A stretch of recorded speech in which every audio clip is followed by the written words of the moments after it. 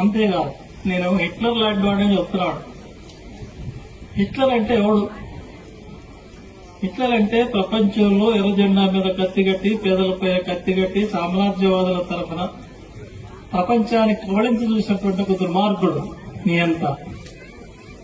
Hitler అంటేనే ప్రపంచంలో అందరూ వ్యతిరేకిస్తారు. కమ్యూనిస్టులే కాదు, అందరూ వ్యతిరేకిస్తారు. ప్రజాస్వామ్యాన్ని కోరుకునే ప్రతి ఒక్కళ్ళు హిట్లర్ వ్యతిరేకిస్తారు, హిట్లర్ విధానాలు వ్యతిరేకిస్తారు.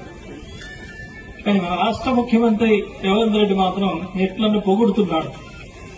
నా కోపం వస్తే హిట్లర్ లాంటి అంటున్నాడు. ఎవరి మీద కోపం వస్తే?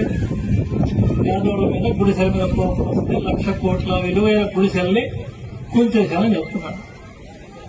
ఈ పరిపాలన మనకు కావాల్సింది. అయితే ఆయన ఒకటి విషయం మర్చిపోయాడు. హిట్లర్తో తను పోల్చుకోవడం అంటే మరి హిట్లర్ అంతిమ గడియలు కూడా పోల్చుకోవాలి. అంత చలాయించిన హిట్లర్ ఎర్ర జెండా చేతిలో చిత్తుగా మట్టి గెలిచాడు, చరిత్రలో కలిసిపోయాడు.